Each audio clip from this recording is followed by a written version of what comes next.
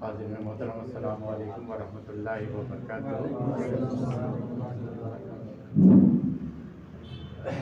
نہایت ہی خوشی اور مسرت کی بات کہ ہم اور آپ دارالشاہ جماعت کے قرآن حسن کے اس وسیع اور یہ حال میں ایک پاکیزہ مقدس اور معطر محفل جو محفل ختم بخاری شریف کے نام سے موسوم ہے شرکت کے ساتھ حاصل کر رہے ہیں۔ اللہ تبارک و تعالی ہماری اور آپ تمامی حاضریوں کی حاضری کو قبول فرما لے، آمین بجائے سید المرسلین۔ برادران ملت اسلامیہ،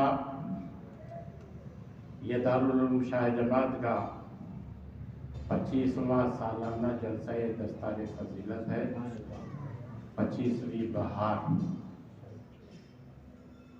اس مرتبہ بھی دارالعلوم شاہ جماعت سے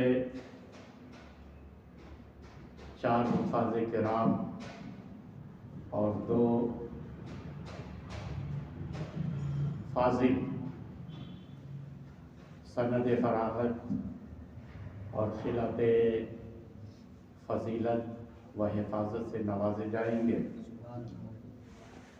اللہ تبارک و تعالیٰ اس ادارے کو ثابت، قائم اور دائم رکھے اور اس ادارے کے تمام اراکین، معاونین، محبین، مخلصین کے خدمات کو قبول فرمائے۔ اس محفل میں ہم دل کی گہرائیوں سے عظیم استقبال کرتے ہیں ناشر مسلک اعلیٰ حضرت فاتح شرک و بدعت حضرت علامہ مولانا مفتی محمود احمد صاحب قادری برکاتی،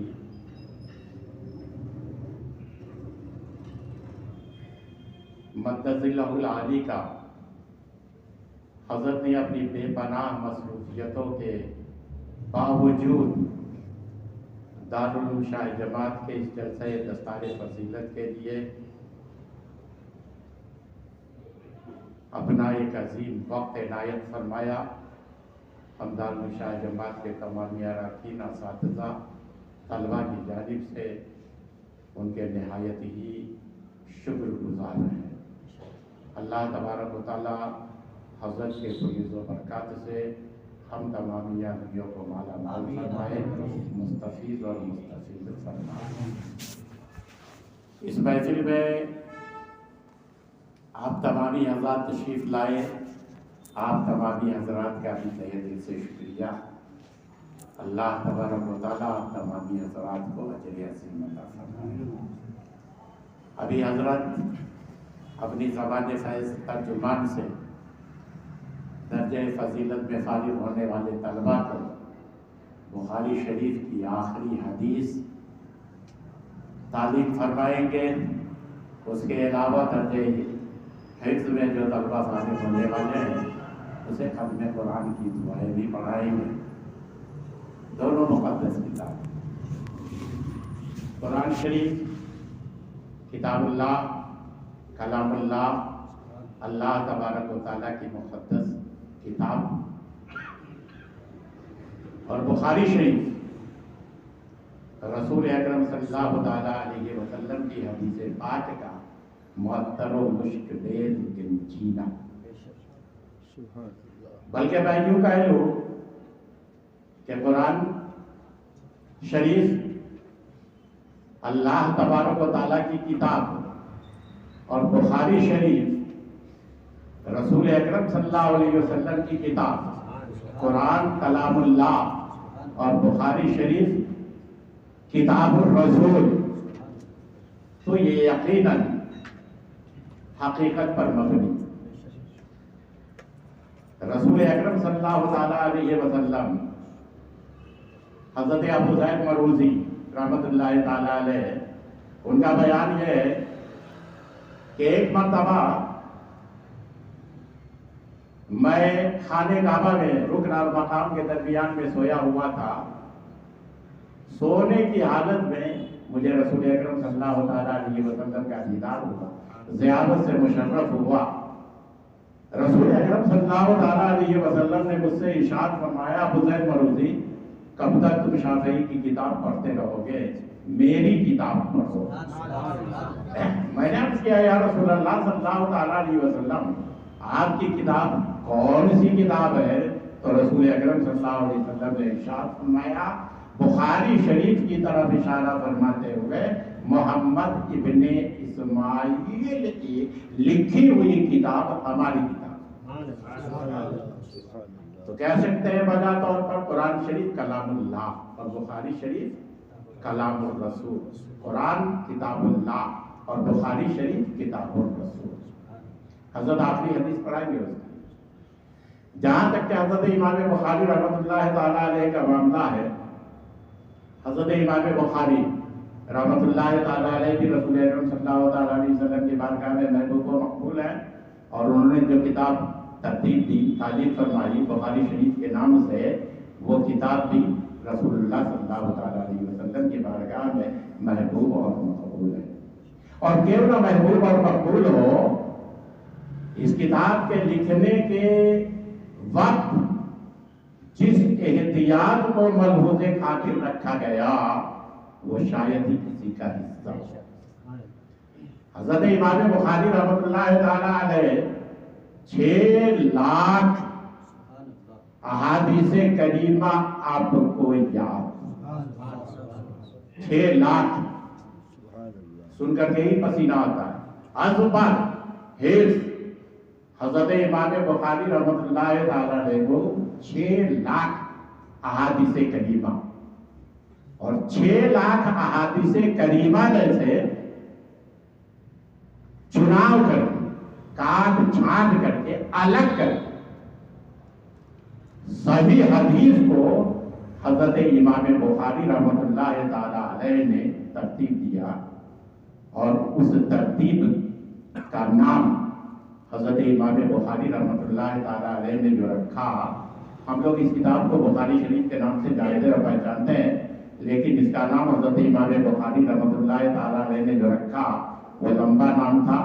نام انہوں نے رکھا تھا الجامع الصحیح المسند المختصر من امور رسول اللہ صلی اللہ تعالیٰ علیہ وسلم وسننہ وایامہ. یہ کتاب بخاری شریف کے نام سے مشہور اور معروف ہے. اور لکھنے کا انداز کیا تھا؟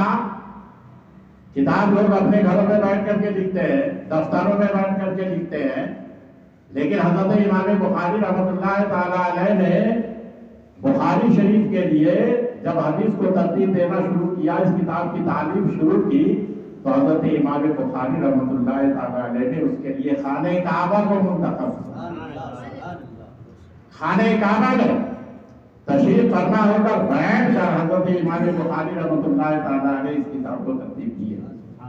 اور جس طریقے سے جب کبھی بھی کسی حدیث کو شامل کرنے کا ارادہ فرماتے اس کتاب میں, تو سب سے پہلے آپ غسل فرماتے, خوشبو لگاتے, غسل فرمانے اور خوشبو لگانے کے بعد 2 رکعت نماز نفل ادا فرماتے, اور 2 رکعت نماز نفل ادا فرمانے کے بعد استخارہ کرتے, اور استخارہ کرنے کے بعد جب آپ کو اشارہ مل جاتا نبی کی بارگاہ سے, دل مطمئن ہو جاتا, تب جا کر کے آپ اس حدیث کو اس کتاب میں شامل کر سکتے.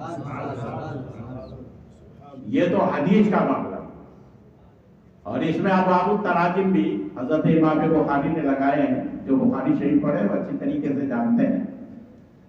وہ حضرت امام بخاری نے مکمل کیا ہے جا کر کے مسجد نبوی میں, روضہ اقدس اور منبر رسول پاک کے درمیان پر. جو کتاب خانہ کعبہ میں ترتیب و تعلیف کی منزل سے گزرے, مسجد نبوی میں منبر رسول اور روضہ رسول کے درمیان جن کے ابواب لگائے ہیں, بھلا وہ کتاب کہ وہ نہ محبوب ہوگی نہ مقبول ہوگی۔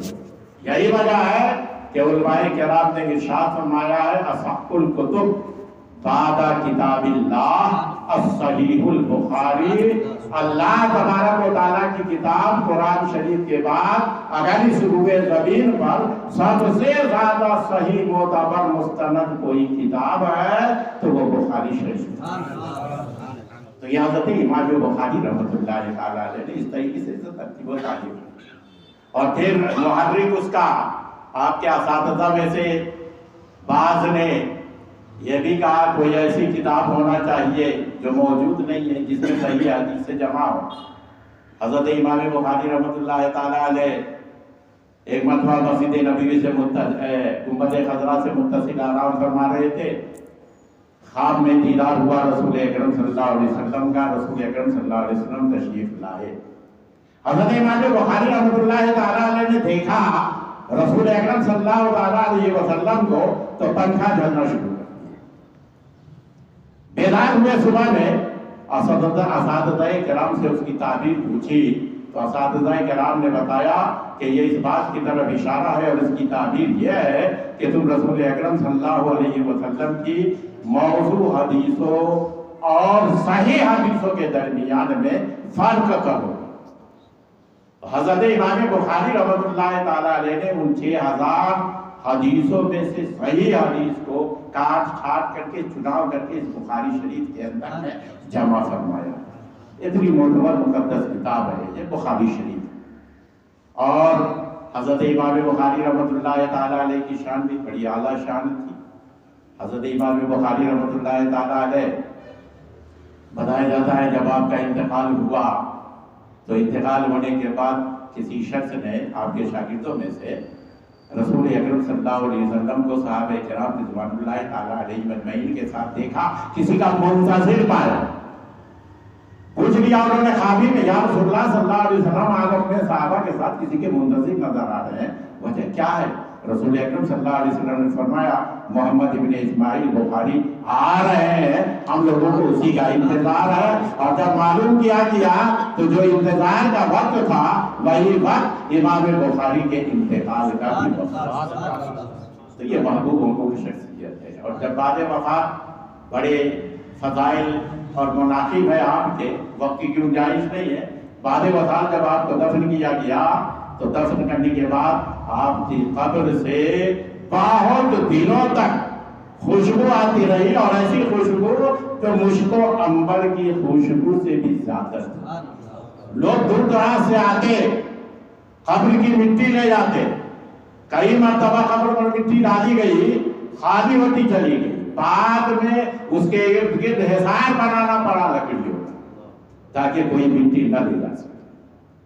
یہ تو رسول اکرم صلی اللہ علیہ وسلم کے غلاموں میں سے ایک غلام ہے، جب ان کی خبر سے مشک و عنبر سے زیادہ خوشبو آ سکتی ہے تو بھلا ہمارے آقا حضور محمد مصطفیٰ صلی اللہ علیہ وسلم جس گنبد خضرا میں آرام فرما رہے ہیں، اس گنبد خضرا کی خوشبو عطر بیسی اور مشک بیسی کا عالم کیا ہو۔ تو حضرت امام بخاری رحمۃ اللہ تعالیٰ نے خود اللہ تبارک تعالیٰ رسول اللہ صلی اللہ علیہ وسلم کی بارگاہ میں مقبول اور آپ کی کتاب بھی محبوب آخری حدیث پڑھائیں گے حضرت۔ میں بلا تاخیر سب سے پہلے گلپوشی کے لیے عالی جناب الحاج حافظ القاری ناصر حسین صاحب رضوی سے گزارش کروں گا کہ وہ حضرت کی گلپوشی کریں، ان کی بارگاہ میں کلہائے عقیدت پیش کروں گے۔ کر قبول استاد نعرہ تکبیر، نعرہ رسالت، حضرت مفتی صاحب قبلہ زندہ باد، علوم شاہ جماعت زندہ باد۔ درجہ فضیلت کے طلباء کی بارگاہ میں گلہائے عقیدت پیش کرنے کے لیے، ان کی گلپوشی کے لیے میں گزارش کروں گا مولانا نیک محمد صاحب اسماعیل مدرس علوم شاہ جماعت سے وہ بچوں پر اپنی شفقت فرمائیں، ان کی گلپوشی فرمائیں۔ نعرہ تکبیر، اللہ اکبر، نعرہ رسالت، یا رسول اللہ، شان امیر ملت زندہ باد۔ یہ درجہ فضیلت میں تعلیم ہونے والے طلباء ہیں، ان میں سے ایک مولانا دلخوش رضا صاحب ہیں جو بہت دور کے ہیں، بائیسی پورنیہ بہار ضلع سے، بہار اسٹیٹ سے تشریف لائے، انہوں نے درجہ فضیلت مکمل کیا ہے۔ دوسرے عزیزی مولوی دلخوش رضا صاحب ہیں جو محمد پور کی سرزمین سے منسلک ہیں. محمد پور کی سرزمین کو آج ایک بہت بڑا فخر اور شرف حاصل ہو رہا ہے. انشاءاللہ اس پر بعد میں تفصیلی گفتگو کی جا سکتی ہے. یہ دونوں درجے فضیلت میں فارغ ہونے والے طلبا، اس کے علاوہ درجے حفظ و قراءت جنہوں نے مکمل کیا ہے وہ 4 ہیں، ہمارے درمیان میں موجود ہیں. ان میں گزارش کروں گا عالی جناب الحاج مولوی محمد تقی صاحب سے کہ یہ درجے حفظ و قراءت میں فارغ ہونے والے طلبا کی گلپوشی کریں، ان پر اپنی شفقت جاری فرمائیں. حافظ عبدالرزاق صدر جو غرور انصور کے رہنے والے، یہ حافظ محمد افضل جو بہار کی سرزمین کے، یہ حافظ محمد حسان رضا صاحب جو بنگلور کی سرزمین سے تعلق رکھتے ہیں. ان کے والد گرامی آل انڈیا ریڈیو میں ملازمت کرتے ہیں. اور یہ ہے حافظ عبد المنان صاحب جو منڈیا سے متعلق. اب میں اس گلپوشی کے بعد تمامی علماء کرام کا تہہ دل سے استقبال کرتا ہوں. وہ تشریف لائے، ہم ان کے نہایت شکر گزار ہیں اور حضرت کی بارگاہ میں معذبانہ عریضہ ہے کہ بخاری شریف کی آخری حدیث پڑھا کر ان بچوں کو اپنے کوئی 2 برکات سے مستفید ہو. یہ مائک کی آواز برابر نہیں ہے، کوئی ٹھیک کرو، تیز نہیں دکھائی دے رہی. نہیں تیز نہیں دکھائی دے رہی، آواز تیز تھی، کچھ ہے ساؤنڈ تیز کرنا.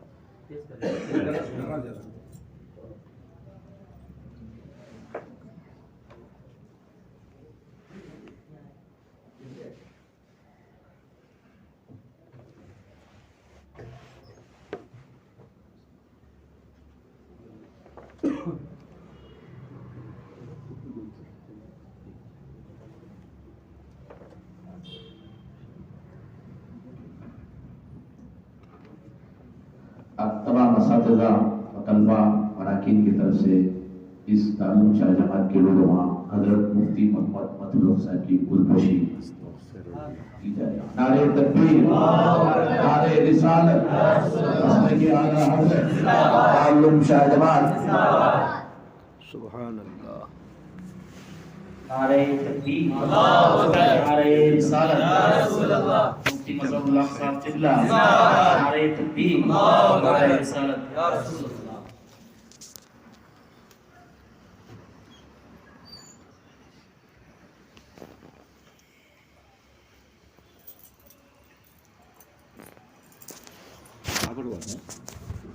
برابر ہوگا.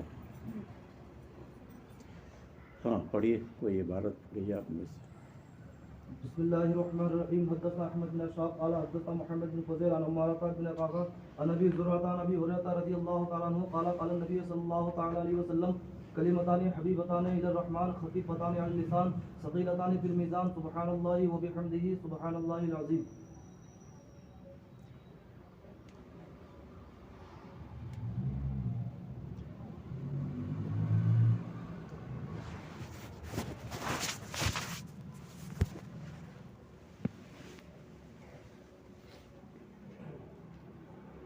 الحمد لله رب العالمين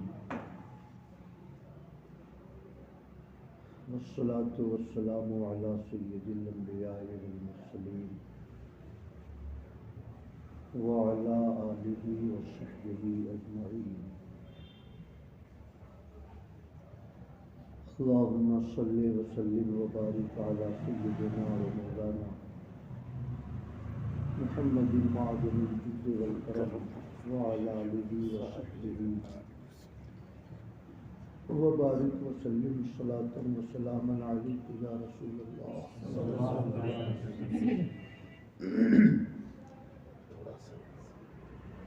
ہمارے جو خارجی علماء اکرام ہیں گزارش ہے وہ سامنے آ جائیں، جتنے بھی ہیں وہاں پر.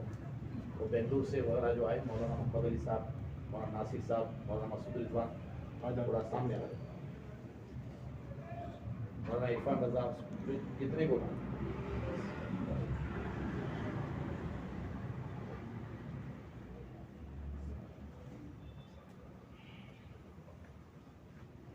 آج ہم اور آپ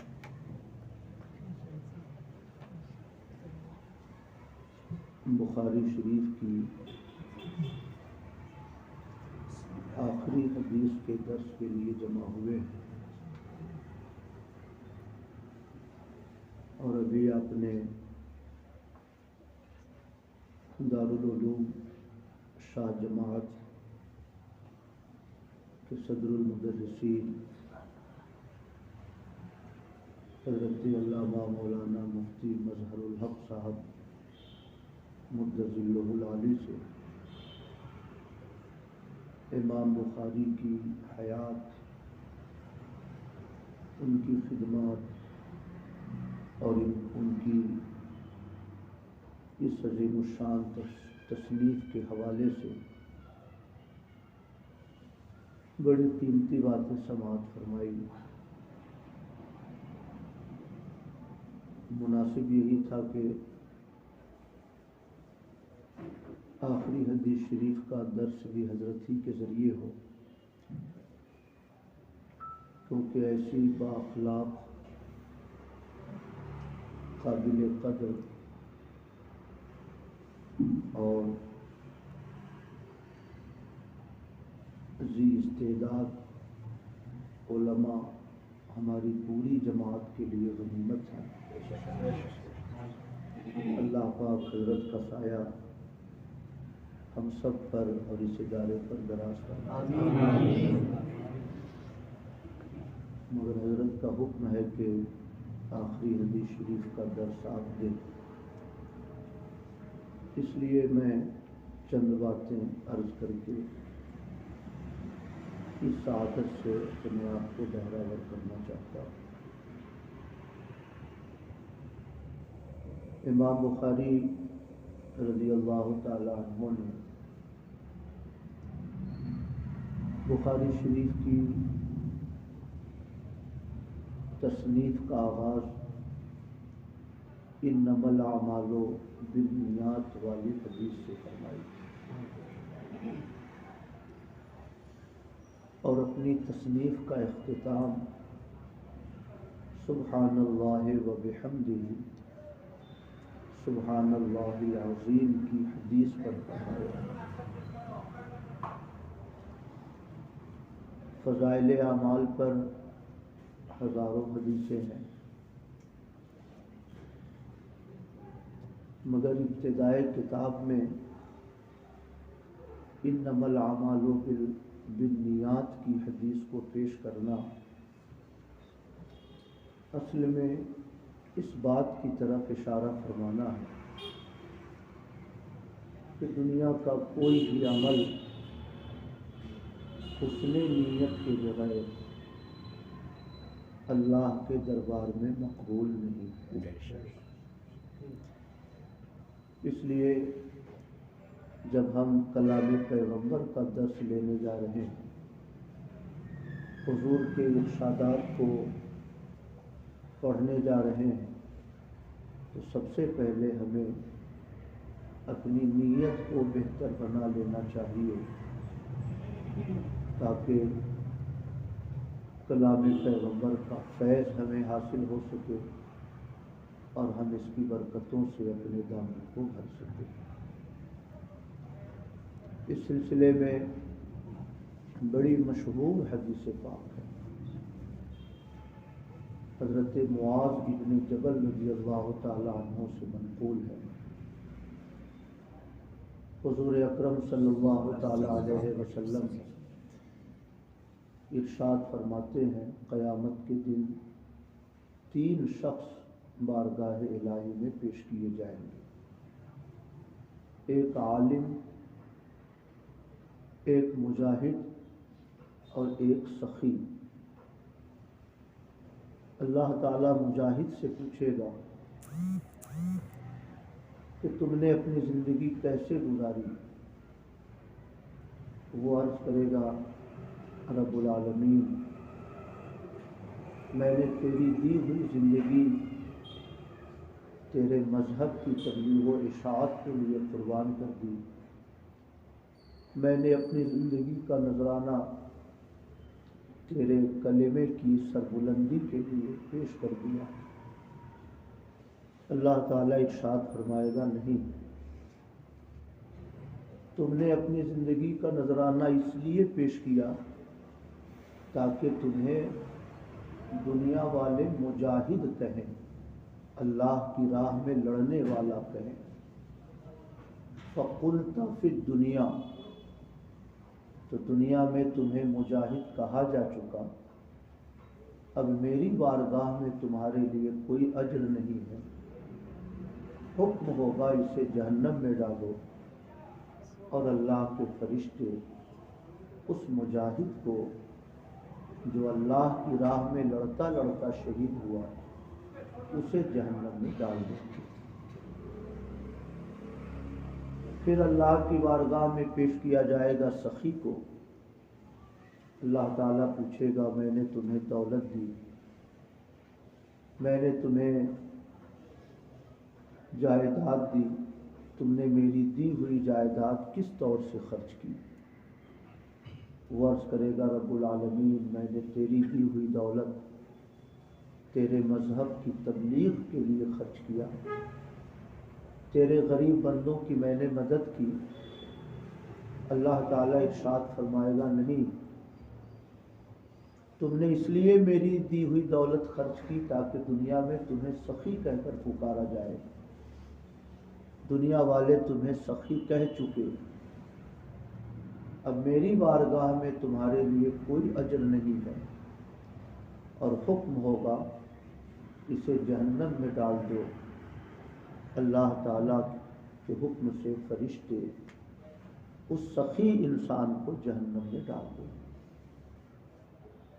اخیر میں عالم دین کو پیش کیا جائے گا، اللہ تعالیٰ پوچھے گا میں نے تمہیں علم دیا، تم نے میرے دیے ہوئے علم کو کیسے استعمال کیا؟ وہ عالم عرض کریں گے مولا تو نے مجھے علم دیا، میں نے اس کے ذریعے تیرے دین کی تبلیغ کی، تیرا پیغام تیرے بندوں تک پہنچایا۔ اللہ تعالیٰ ارشاد فرمائے گا نہیں، تم نے اس لیے میرے دیے ہوئے علم کو استعمال کیا تاکہ تم دولت دنیا حاصل کرو اور دنیا میں تمہارے علم و فضل کا چرچا ہو۔ فَقُلْتَ فِي الدُّنْيَا، دنیا میں تمہیں عالم کہا جا چکا، اب میری بارگاہ میں تمہارے لیے کوئی اجر نہیں ہے، اور اللہ کے حکم سے اس عالم دین کو بھی جہنم میں ڈال دیا جائے گا۔ حضرت معاذ ابن جبل رضی اللہ تعالی عنہ جب اس حدیث کو بیان فرماتے تو زارو قطار روتے، اتنا روتے کہ ریش مبارک آنسوؤں سے تر ہو جاتی، بے ہوش ہو جاتے، ہوش میں آتے ارشاد فرماتے یا عباد اللہ اخلصوا تخلصوا، اے اللہ کے بندو اپنے ہر عمل میں اخلاص اختیار کرو، نجات پا جاؤ گے۔ اخلاص کے بغیر تمہارا جب علم اللہ کی بارگاہ میں مقبول نہیں، مجاہد کی شہادت مقبول نہیں، سخی کی سخاوت مقبول نہیں، تو نیت خیر کے بغیر ہم کبھی بھی اللہ کی بارگاہ میں نجات اور محبوبیت کی توقع نہیں کر سکتے۔ امام بخاری رضی اللہ تعالی عنہ نے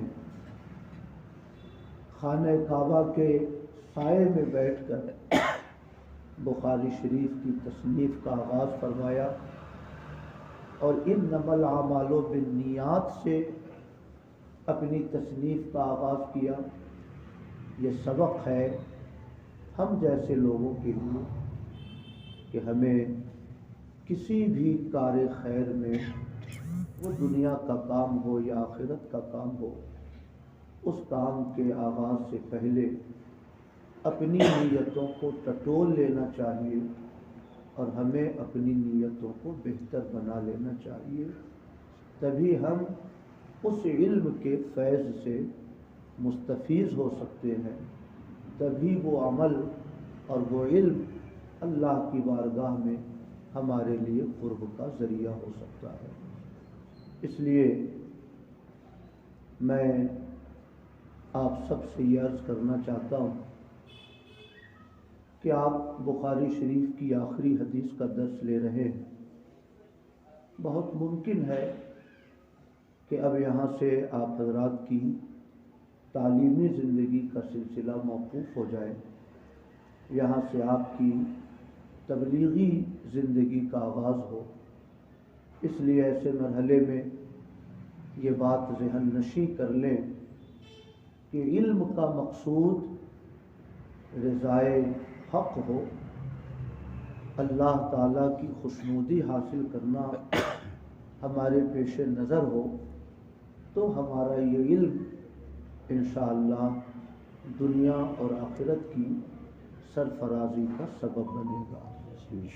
اور آقا ارشاد فرماتے ہیں، من احب دنیا ہو اضر بآخرتی، جو دنیا کو پسند کرے گا وہ آخرت میں نقصان اٹھائے گا۔ ومن احب آخرتہ اضر بدنیا ہو، جو آخرت کو پسند کرے گا وہ دنیا میں نقصان اٹھائے گا۔ تو ایمان والوں کو کون سی راہ اختیار کرنی چاہیے؟ آقا ارشاد فرماتے ہیں، فآثروا ما يبقى علی ما یفنا، تو جو باقی رہنے والی چیز ہے اسے مٹ جانے والی چیزوں پر ترجیح دو، یعنی آخرت کے نفع کو پیش نظر رکھو، دنیا کا نفع جو ختم ہو جانے والا ہے اس کی پرواہ نہ کرو۔ میں یہ سمجھتا ہوں کہ ہم طالبان علوم نبویہ کے لیے حضور کا یہ ارشاد مشعل زندگی ہے۔ ہم اگر ہمیشہ اللہ کی رضا کو پیش نظر رکھیں گے تو عامۃ الناس کی طرف سے پہنچنے والی تکلیفوں کا، ادارے کے ذمہ داروں کی طرف سے درپیش ہونے والے مشکلات کا کوئی غم ہمارے دلوں میں نہیں ہوگا، کیونکہ ہمیں یقین ہوگا کہ ہم نے اس علم سے نہ دنیا حاصل کرنا چاہا ہے، نہ دنیا والوں کی رضا میرے پیش نظر ہے، میرا مقصود تو اللہ کی رضا ہے۔ اب اگر دنیا والوں کی طرف سے کچھ ضرر پہنچتا بھی ہے تو ہمیں اس ضرر پر صبر کر لینا چاہیے۔ میں آپ سب کو اس بات کی تلقین کرتا ہوں کہ ہمیشہ آپ اخلاص کو پیش نظر رکھیں۔ اگر دنیا کا کوئی عمل ہو مگر نیت بخیر ہو تو وہ آخرت کا عمل بن جاتا ہے، اور آخرت کا کوئی عمل ہو مگر نیت بخیر نہ ہو تو وہ دنیا کا عمل ہو جاتا ہے۔ اس لیے امام بخاری رضی اللہ تعالی عنہ نے انما الاعمال بالنیات کی حدیث سے اپنی کتاب کا آغاز فرمایا۔ دراصل ہمیں انہوں نے یہ نصیحت عطا فرمائی ہے کہ علم حدیث کے حصول سے پہلے اپنی نیتوں کو بہتر بنا لو، تاکہ اس علم کے فیض سے تمہاری دنیا بھی بہتر ہو جائے اور تمہاری آخرت کی زندگی بھی اللہ کی رحمتوں کے سائے میں بہتر سے بہتر اور خوبصورت سے خوبصورت ہو جائے۔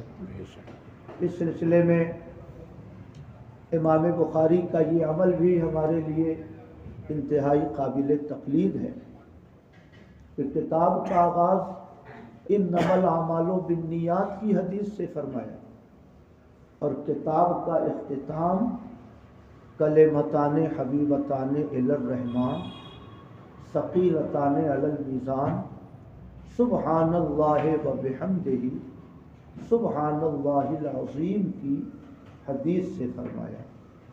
اشارہ یہ ہے کہ آغاز سفر میں نیتوں کو بہتر رکھو، مگر انتہائے سفر میں اپنے اعمال کو بہتر سے بہتر بنا لو، اور اللہ کی تسبیح و تہلیل کو اپنی زندگی کا وظیفہ بنا لو۔ سبحان اللہ۔ اگر آغاز حسن نیت سے ہو اور اختتام اللہ کی تسبیح و تہلیل پر ہو تو انشاءاللہ دنیا کا یہ سفر اور آخرت کا یہ سفر حسین سے حسین تر ہوتا چلا جائے گا۔ میرے بھائیوں، آج ہمارے لیے یہ بہت بڑا المیہ ہے کہ صاحب اعمال کی نیت بخیر نہیں اور صاحب نیت کے اعمال بخیر نہیں، اس لیے والعصر ان الانسان لفی خسر، وہ طبقہ بھی گھاٹے میں ہے اور یہ طبقہ بھی گھاٹے میں ہے۔ کاش ہم نے امام بخاری کی ان دونوں نصیحتوں کو پیش نظر رکھا ہوتا تو آج ہماری زندگی بہت خوبصورت ہو گئی ہوتی۔ درود پاک پڑھیں، اللہم سیدنا و مولانا محمد المعظم وعلی آلہ وصحبہ وبارک وسلم، صلاۃ و سلام علیک یا رسول اللہ۔ امام بخاری نے کلمتان حبیبتان کی حدیث سب سے اخیر میں پیش فرمائی اور اس کے لیے جو باب قائم فرمایا، باب قول اللہ وَنَضَعُ الْمَوَازِينَ الْقِسْطَ لِيَوْمِ الْقِيَامَةِ، یہ باب کا عنوان انہوں نے رکھا۔ یہ اصل میں فرقہ معتزلہ کے رد کے لیے انہوں نے یہ باب قائم فرمایا۔ اسلام کی تاریخ میں ایک فرقہ معتزلہ کا گزرا ہے جنہیں علماء حق کافر تو نہیں کہتے مگر گمراہ اور گمراہ گر ضرور قرار دیتے ہیں۔ ان کے بہت سارے نظریات اہل سنت کے نظریات کے خلاف ہیں۔ ان کے غلط عقیدوں میں سے ایک عقیدہ یہ بھی ہے کہ وہ یہ کہتے ہیں کہ انسان کے اعمال قیامت کے دن نہیں تولے جائیں گے۔ اللہ تعالیٰ اپنے ہر بندے کے بارے میں جانتا ہے، اس کی نیکیوں کی تعداد کیا ہے، اس کے گناہوں کا شمار کیا ہے۔ تو جب اللہ تعالیٰ اپنے ہر بندے کے بارے میں یہ جانتا ہے کہ اس کی نیکیاں زیادہ ہیں یا اس کی برائیاں زیادہ ہیں، تو پھر اعمال کو الگ سے تولنا یہ تو کار عبث ہے، یہ فضول کام ہے۔ اس لیے انہوں نے وزن اعمال کا انکار کیا۔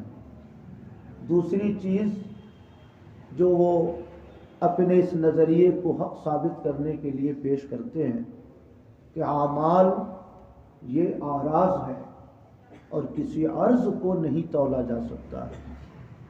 پانی ایک مادی چیز، پانی کو تو تولا جا سکتا ہے مگر پانی کے اندر جو خنکی ہے، جو برودت ہے، وہ عرض ہے، برودت کو نہیں تولا جا سکتا۔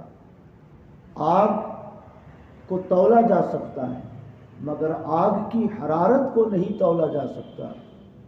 تو اعمال بنی آدم بھی یہ اعراض میں سے ہیں، اس لیے قیامت کے دن اعمال نہیں تولے جائیں گے۔ امام بخاری نے یہ باب قائم فرما کر فرقہ معتزلہ کا رد فرمایا کہ جب اللہ تعالیٰ ارشاد فرماتا ہے وَنَضَعُ الْمَوَازِينَ الْقِسْطَ لِيَوْمِ الْقِيَامَةِ، قیامت کے دن ہم انصاف کے لیے انصاف کا ترازو قائم کریں گے، تو کیفیت کی خبر اگرچہ ہمیں نہ ہو مگر جب اللہ نے میزان عمل کے قائم کرنے کا تذکرہ فرمایا ہے تو ہم اس عقیدے کا انکار نہیں کر سکتے ہیں۔ گویا امام بخاری نے اپنی حدیثوں کی اس تصنیف کو، حدیثوں پر مشتمل اس تصنیف کو مکمل کرتے کرتے بھی ایک گمراہ فرقے کا رد فرمایا۔ سبحان اللہ۔ اس سے یہ پیغام ہمیں ملتا ہے کہ باطل فرقوں کا رد کرنا یہ امام اہل سنت امام احمد رضا کا طریقہ نہیں ہے، بلکہ یہ تو الحمدللہ امام بخاری کی روش ہے، یہ تو الحمدللہ تابعین اور تبع تابعین کا طریقہ ہے۔ اسی طریقے کو اعلیٰ حضرت امام احمد رضا نے جاری رکھا ہے، اور ہم غلاموں کو بھی ابطال باطل کا درس عطا فرمایا ہے۔ میرے عزیز طلباء، میں اس مرحلے میں 2 باتیں کہہ کر سبق کا آغاز کرتا ہوں۔ اس دور میں معتزلہ اب موجود نہیں ہے۔ نظریاتی اعتبار سے دنیا کے کسی گوشے میں کوئی شخص اعتزال کا قائل ہو تو میں اس سے انکار نہیں کرتا، مگر جماعت کی شکل میں اب کوئی جماعت بنام معتزلہ اس خاکدان گیتی پر شاید موجود نہیں ہے۔ مگر اس دور میں ایک بہت بڑا فتنہ غیر مقلدین کا، وہابیوں کا، اہل حدیث کا، دیوبندیوں کا، یہ اہل سنت کے دروازے پہ کھڑا ہے۔ امام بخاری نے اگر معتزلہ کا رد فرمایا تو تھوڑا سا رد ہم بھی غیر مقلدین کا کر کے سبق کی طرف آگے بڑھتے ہیں۔ اس سلسلے میں سب سے پہلی بات میں یہ عرض کرنا چاہتا ہوں، ختم بخاری کی یہ تقریب الحمدللہ ایک بڑی بابرکت تقریب ہے۔ شیخ عبدالحق محدث دہلوی نے اشعۃ اللمعات میں، علامہ ابن حجر اسقلانی نے ارشاد الساری فی شرح البخاری میں یہ نقل فرمایا کہ ختم بخاری شریف کی مجلس قبولیت دعا کے لیے مجرب ہے۔ اللہ تعالیٰ اس مجلس میں کی جانے والی دعاؤں کو اپنے کرم سے قبول فرماتا ہے۔ اس لیے الحمدللہ اہل سنت کے ذمہ دار مدارس میں بھی یہ تقریب منعقد کی جاتی ہے، اور غیر مقلدین، وہابیہ، اہل دیوبند، یہ سب ختم بخاری کی اس مجلس کو منعقد کرتے ہیں۔ آپ یوٹیوب پر ختم بخاری ڈالیں، درجنوں وہابیوں کی اور دیوبندیوں کی تقریریں آپ کے چارٹ پر آ جاتی ہیں۔ یہاں پر میں ختم بخاری کی تقریب پر اعتراض نہیں کرتا، میں صرف ایک بات ان سے پوچھتا ہوں، ختم بخاری شریف کی تقریب کیا عہد پیغمبر میں ہوتی تھی؟ کیا عہد صحابہ میں یہ تقریب منعقد ہوتی تھی؟ کیا عہد تابعین میں یہ تقریب منعقد ہوتی تھی؟ ہرگز نہیں۔ میرے آقا کے زمانے میں بخاری کتابی شکل میں موجود ہی نہیں تھی۔ 194 ہجری میں امام بخاری کی پیدائش ہوئی، 256 ہجری میں امام بخاری کا انتقال ہوا۔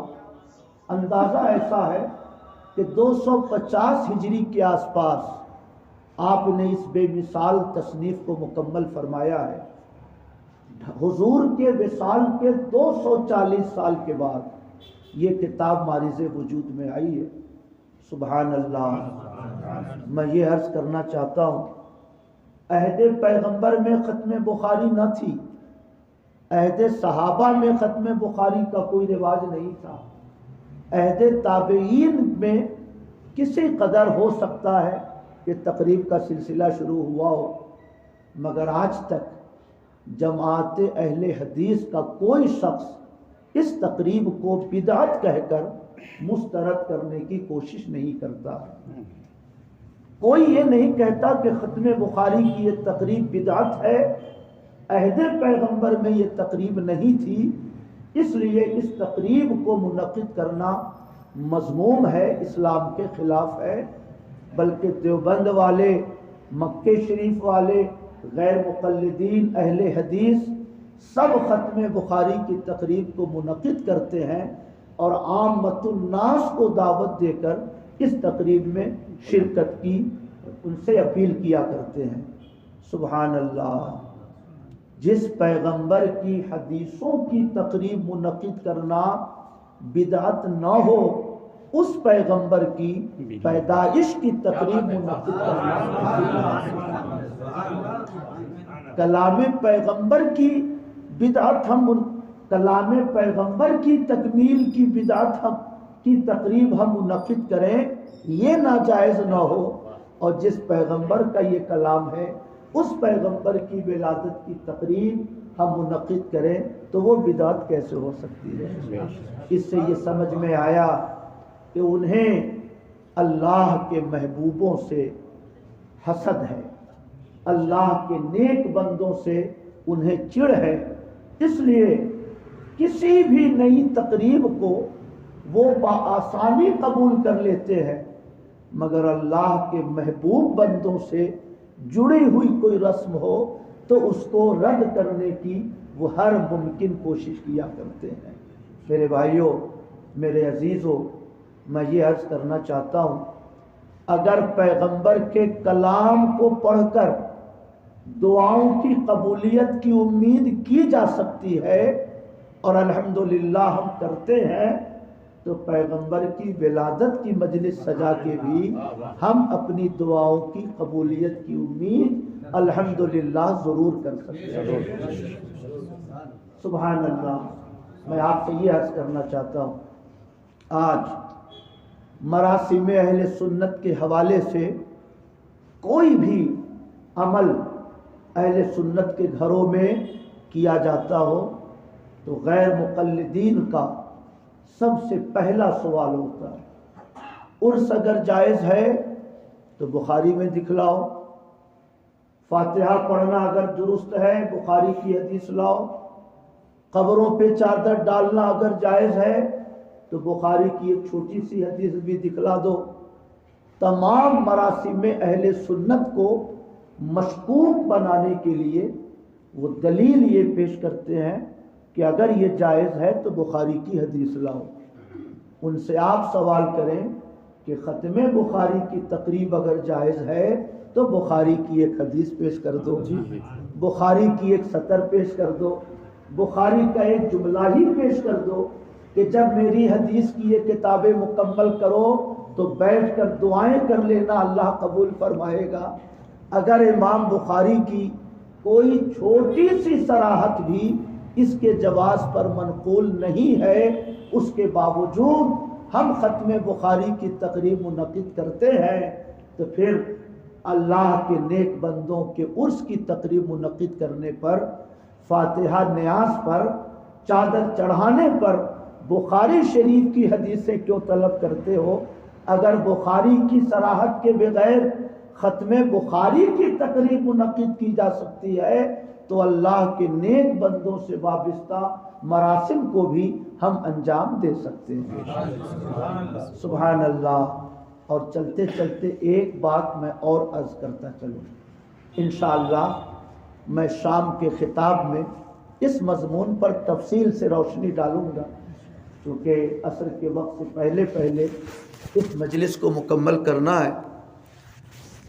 میں ایک بات اور عرض کرتا چلوں، ابھی آپ نے اس پورے علاقے کی بڑی ذمہ دار شخصیت، بڑی مقتدر شخصیت، بڑی معتمد شخصیت اور اس ادارے کی روح رواں حضرت علامہ مفتی مظہر الحق صاحب سے آپ نے سماعت فرمایا کہ امام بخاری کو 6 لاکھ حدیثیں یاد تھیں۔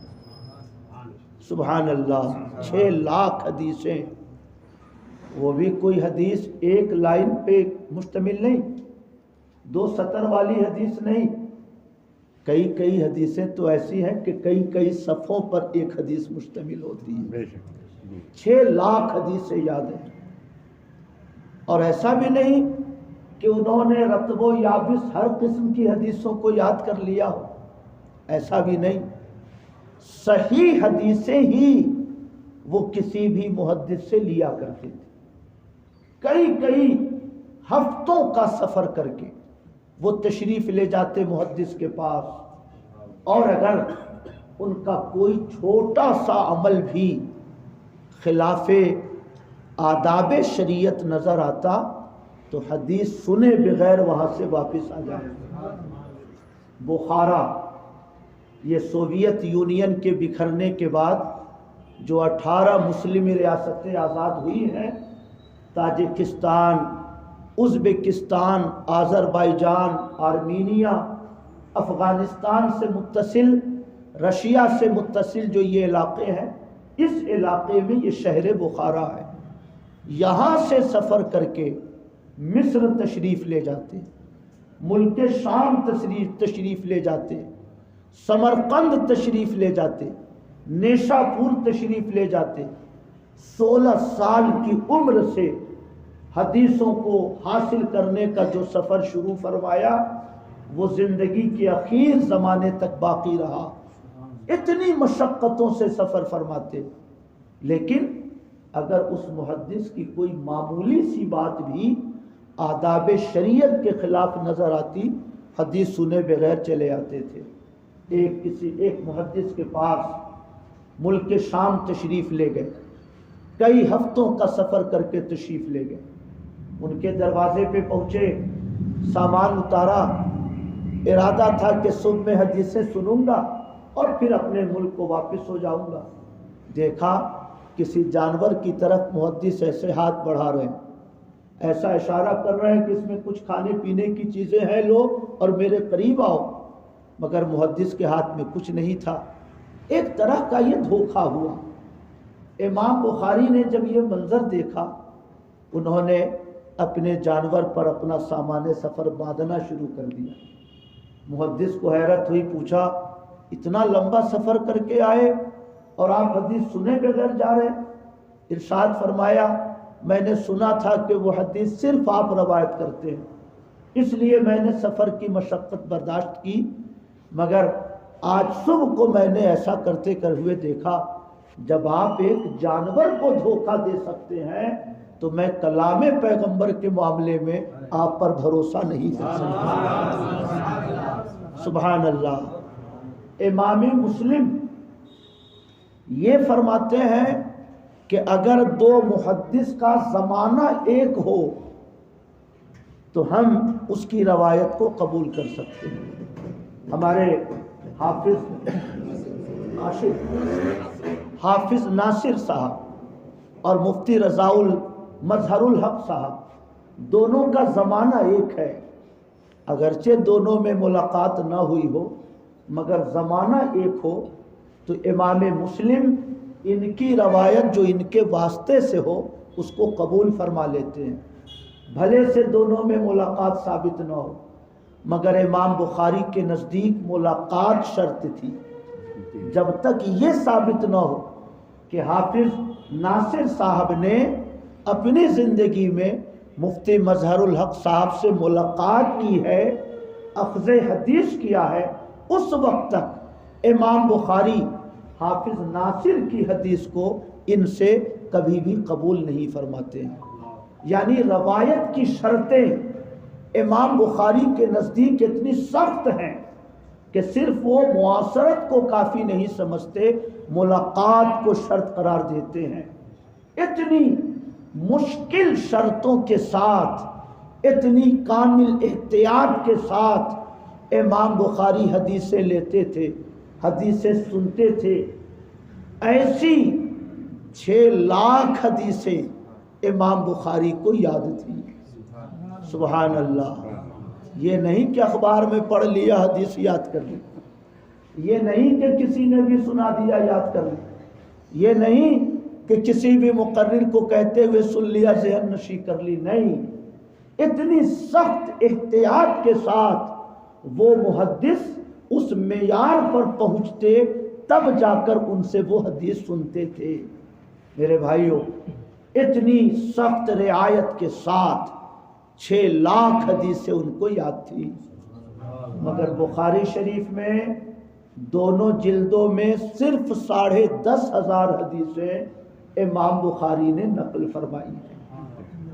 یاد ہیں 6 لاکھ حدیثیں اور دونوں جلدوں میں صرف 10,500 حدیثیں، باقی 5,90,000 حدیث کہاں گئی؟ کیا اس کا مطلب یہ ہوا کہ صرف اس میں جو حدیثیں ہیں وہی صحیح ہیں؟ امام بخاری نے 5,90,000 حدیثیں جو مزید یاد کر رکھی تھی وہ کمزور حدیثیں تھیں، وہ ناقابل اعتبار حدیثیں تھیں، حاشا وکلا، کوئی حدیث انہوں نے ضعیف نہیں یاد فرمائی تھی، صحیح حدیثیں 6 لاکھ یاد تھی، ان صحیح حدیثوں میں سے صحیح ترین 10,500 حدیثوں کو امام بخاری نے اس میں جمع کیا۔ میں اتنی محنت اس لیے کر رہا ہوں تاکہ آپ وہابیوں کے اس پروپیگنڈے کی حقیقت کو سمجھ سکیں کہ جو حدیث بخاری میں نہ ہو وہ حدیث ضعیف ہے، جو حدیث مسلم میں نہ ہو وہ حدیث کمزور ہے، عرس جائز ہے تو بخاری کی حدیث لاؤ، فاتحہ پڑھنا درست ہے تو بخاری کی حدیث لاؤ۔ ارے خدا کے بندو، 10,500 حدیثوں کے علاوہ بھی 5,90,000 حدیثیں امام بخاری کو یاد تھی، جو حدیثیں ان کے ذریعے امام مسلم تک پہنچی، ان کے ذریعے امام ترمذی تک پہنچی، واسطہ در واسطہ امام حاکم تک پہنچی، ابن ماجہ تک پہنچی، امام نسائی تک پہنچی۔ یہ صحیح حدیثیں ہیں جو دیگر محدثین نے روایتیں کی ہیں، اس لیے یہ کہنا کہ جو بخاری میں نہ ہو وہ ضعیف ہے، جو بخاری میں نہ ہو وہ کمزور ہے، یہ گویا امت مسلمہ کو 5,90,000 حدیثوں کے سرمایے سے محروم کرنے کی کوشش ہے۔ اس لیے جو بخاری میں ہے وہ صحیح ہے، یہ بات تو درست ہے، مگر یہ بات قطعاً درست نہیں ہے کہ جو بخاری میں نہیں ہے وہ درست نہیں ہے، یہ بات قطعاً درست نہیں ہے۔ اس لیے الحمدللہ ہم مراسم اہل سنت کے ثبوت میں بخاری کی حدیثیں بھی پیش کرتے ہیں، ترمذی کی حدیثیں بھی پیش کرتے ہیں، امام حاکم، امام دارمی، امام احمد ابن حنبل کی حدیثیں بھی پیش کرتے ہیں۔ جب تک کسی حدیث کے ضعیف ہونے کی صراحت کسی محدث نے نہ کی ہو، اس وقت تک اس حدیث کو ہم صحیح یا کم از کم حسن سمجھتے ہیں اور اسے ہم اپنے لیے قابل استدلال سمجھا کرتے ہیں۔ درود پاک پیش کریں۔ اللہم صلی علی سیدنا و مولانا محمد معدن الجود والکرم وعلی آلہ وصحبہ وبارک وسلم صلاۃ و سلاما علیک یا رسول اللہ۔ اب میں حدیث شریف پر گفتگو شروع کرتا ہوں۔ باب قول اللہ، یہ باب ہے اللہ تعالیٰ کے اس فرمان کے بارے میں، وَنَضَعُ الْمَوَازِينَ الْقِسْطَ لِيَوْمِ الْقِيَامَةِ، ہم قیامت کے دن میزان عمل قائم کریں گے انصاف کے لیے۔ وَأَنَّ، اور یہ باب اس سلسلے میں ہے کہ بنو آدم کے اعمال اور ان کے قول یوزنو تولے جائیں گے۔ معتزلہ جو اعمال بنی آدم کے تولے جانے کے منکر ہیں، ہم اہل سنت یہ عقیدہ رکھتے ہیں کہ بنی آدم کے اعمال تولے جائیں گے۔ یہاں پر بہت لوگوں کے ذہن میں یہ بات پیدا ہوتی ہے کہ جب اللہ تعالیٰ کو ہر بندے کے عمل کا علم ہے تو میزان عمل کیوں رکھا جائے گا، بنو آدم کے قول کو کیوں تولا جائے گا؟ اصل میں اللہ تعالیٰ کو اپنے ہر بندے کے اعمال کا علم ہے، مگر اس نے کرامن کاتبین کو لکھنے کی ڈیوٹی دے رکھی ہے۔ ہفتے بھر کے عمل کا رجسٹر جمعرات کی شب میں اللہ کی بارگاہ میں فرشتے پیش کرتے ہیں، سال بھر کے اعمال کی تفصیل شب برات کی شب میں اللہ کی بارگاہ میں پیش کرتے ہیں۔ تو اللہ کو تو علم ہر بندے کے عمل کا ہے، مگر میزان عمل اس لیے قائم ہوگا، کرامن کاتبین اس لیے لکھتے ہیں تاکہ بندوں پر اتمام حجت ہو سکے، کوئی یہ نہ کہہ سکے کہ میرے اعمال ایسے نہیں تھے مگر میرے ساتھ انصاف نہیں ہوا، کوئی بے انصافی کا شکوہ نہ کر سکے۔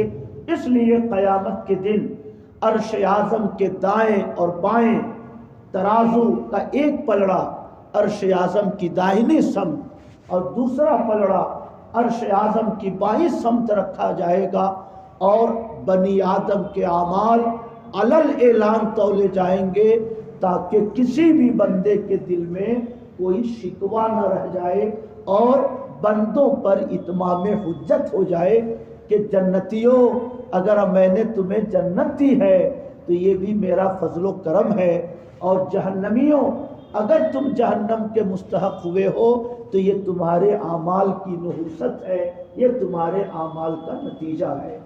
تو اللہ تعالیٰ کو علم ہے، مگر بندوں پر اتمام حجت کے لیے وہ ترازو قائم فرمائے گا اور اعمال بنی آدم کو تولا جائے گا۔ اس سلسلے میں یہ بھی عرض کرتا چلوں کہ معتزلہ کے زمانے تک یہ تصور ذرا مشکل تھا کہ قول یہ عرض ہے تولا کیسے جائے گا، اعمال یہ عرض ہے تولے کیسے جائیں گے، مگر اب تو دور جدید کی ترقیوں نے اس فلسفے کو سمجھانا بھی ہمارے لیے آسان کر دیا ہے۔ آدمی کو بخار ہوتا ہے، اس کے بدن میں حرارت پیدا ہوتی ہے، مگر بدن کے ٹمپریچر کو تھرمامیٹر کے ذریعے ناپ لیا جاتا ہے۔ کس موسم میں ٹھنڈک کتنی ہے، مائنس ٹمپریچر ہے یا کتنے ڈگری ٹمپریچر ہے، ایسے آلات ایجاد کر لیے گئے ہیں کہ برودت کا بھی اندازہ ہو جاتا ہے اور حرارت کا بھی اندازہ ہو جاتا ہے۔ میرے نوجوانوں، اس زمانے تک آراز کے تولے جانے کا فلسفہ ذرا سا مشکل تھا، مگر اب تو الحمدللہ ایسی مشینیں بن گئیں کہ اعمال اگرچہ آراز ہے مگر آراز کو تولے جانے کا منظر بھی ہم آسانی سے سمجھ سکتے ہیں اور اپنے اہل ایمان بھائیوں کو یہ بات سمجھا سکتے ہیں۔ دراصل انسان کی زبان سے جو کچھ بھی نکلتا ہے وہ مٹتا نہیں ہے، بلکہ فضائے لامحیط میں اللہ تعالی ہماری آوازوں کو محفوظ رکھا کرتا ہے۔ اگر ایسی مشینیں ایجاد ہو جائیں جو آوازوں کو کیچ کر سکیں تو الحمدللہ ہم صحابہ کی آوازوں کو بھی آج بھی سن سکتے ہیں۔ ما یلفظ من قول الا لدیہ رقیب عتید، انسان جو کچھ بھی بولتا ہے اس کی حفاظت کے لیے فرشتے مقرر رہا کرتے ہیں۔ تو ہمارے اقوال، ہماری زبانوں سے نکلے ہوئے الفاظ یہ مٹتے نہیں ہیں، بلکہ آسمان کے فضائے وسیع میں محفوظ رہتے ہیں، بلکہ اگر اچھی بات نکلے تو قیامت تک وہ بولنے والوں کی مغفرت کی دعائیں کرتے رہتے ہیں۔ اس لیے جب قیامت قائم ہوگی تو ہماری ان آوازوں کو، ہمارے ان اقوال و اعمال کو فرشتے اس ترازو پہ رکھ کر تولیں گے تاکہ بندوں کے اوپر اتمام حجت ہو سکے۔ وقال مجاہد، امام مجاہد فرماتے ہیں، یہ حضرت عبداللہ ابن عباس کے شاگرد ہیں امام مجاہد، یہ حضرت عبداللہ ابن عباس کو سید المفسرین کہا جاتا ہے۔ امام مجاہد لفظی تشریح فرماتے ہیں، القسطاس العدلو، القسطاسو القسطاسو، قاف پہ ضمہ اور قاف پہ کسرہ دونوں انداز میں پڑھنا درست ہے۔ قسطاس العدلو، انصاف کرنے کو کہتے ہیں، اسی قسطاس سے قسط ہے، یا یہ کہیں کہ اسی قسط سے قسطاس ہے۔ اللہ تعالیٰ نے فرمایا وَنَزَعُ الْمَوَازِينَ الْقِسْطَ، تو قسط کا معنی انصاف، ہم انصاف کے لیے قیامت کے دن میزان عمل رکھیں گے۔ آگے فرماتے ہیں القسطاس العدل بالرومیت، قسطاس انصاف کرنے کو کہتے ہیں رومی زبان میں۔ یہاں پر علماء ایک سوال پیش کرتے ہیں کہ قسطاس یا قسط اگر رومی زبان کا لفظ ہے تو اس کا معنی یہ ہوا کہ قرآن مقدس کے سارے الفاظ عربی الفاظ نہیں ہیں، کچھ غیر عربی بھی شامل ہیں، تو علماء اس کی وضاحت فرماتے ہیں کہ قسط یہ بنیادی اعتبار سے عربی کا لفظ ہے، یہ اور بات ہے کہ اس کا استعمال اہل روم بھی اپنی زبانوں میں کیا کرتے ہیں، اس لیے یہ کوئی رومی لفظ نہیں جس کو عربی میں شامل کیا گیا، بلکہ یہ عربی لفظ ہے جس کا استعمال رومیوں نے بھی اپنی زبان میں کرنا شروع کیا ہے۔